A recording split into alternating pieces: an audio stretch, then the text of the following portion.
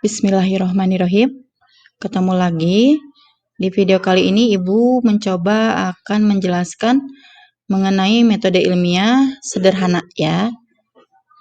Nah, masih ingat kan tahapannya? Ada sekitar 7 tahapan dalam metode ilmiah ya. Tahapan ini harus kalian tempuh jika kalian ingin menyusun atau membuat metode ilmiah.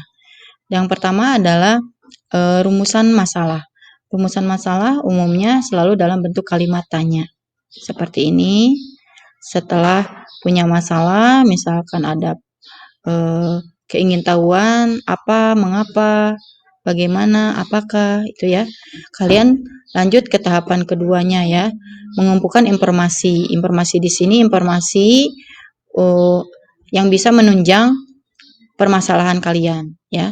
Setelah punya informasi baru kalian bisa menentukan hipotesis. Hipotesis adalah jawaban sementara. Nah, untuk membuktikan hipotesis tersebut ya baru kalian lakukan percobaan atau eksperimen. Nah, dari percobaan ini kalian bisa dapat data. Datanya kalian analisis ya. Analisis, setelah dianalisis kalian bisa buat kesimpulan ya. Hipotesisnya diterima atau tidak gitu ya. Nah, dari sini setelah diterima tidaknya buat kesimpulan sederhana, kesimpulan kecil, kemudian ulangi lagi percobaannya, tahap keempat diulangi, baru buat kesimpulan besar dan publikasikan hasil penelitiannya boleh. Ya, setelah diulang percobaannya. Nah, di sini Ibu contohkan ada permasalahan Bapak Tani yang dia mengamati lingkungan sekitar di mana tanaman di sekitar kandang lebih subur daripada yang jauh dari kandang. Sehingga dia punya masalah apakah ya di sini kotoran hewan atau pupuk kandang berpengaruh terhadap pertumbuhan tanaman. Baru dia ngobrol-ngobrol dengan ahli. Dari hasil obrolannya ini dia bisa punya hipotesis jawaban sementara. Dari hipotesisnya dia tahu bahwa kotoran kerbau menyuburkan tanaman. Baru dia lakukan percobaan. Ada 2 perlakuan, ada tanaman ya. Tanamannya di sini yang satu diperlakukan tidak diberi pupuk, tidak diberi kotoran, yang kedua diberi kotoran.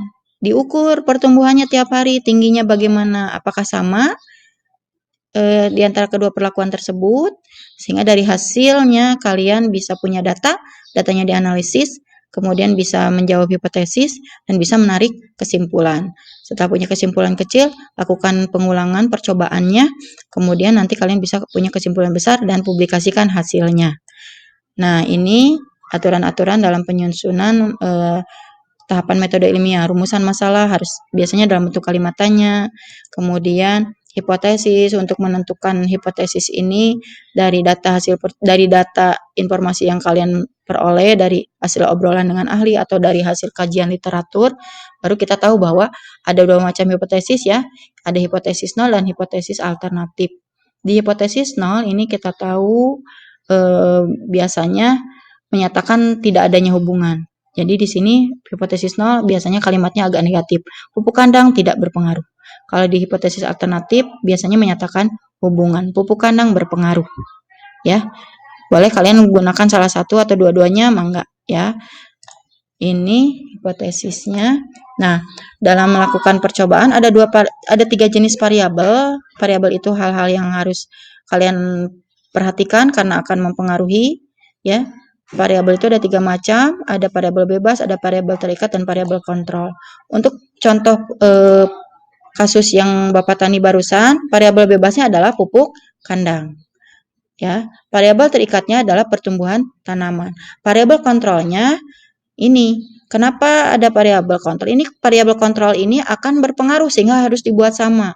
Jadi, kalian menyimpan perlakuan tadi, si potnya harus di suhu yang sama. Kelembabannya harus sama. Cahayanya harus sama. Jenis tanamannya pun harus sama. Jangan yang satu tanaman cabai, yang satu tanaman rumput. Jangan. Karena beda sifatnya ya. Media tanamannya juga harus sama. Yang satu di air hidroponik, yang satu tanah. Jangan. Harus sama. Ukuran tanamannya harus sama.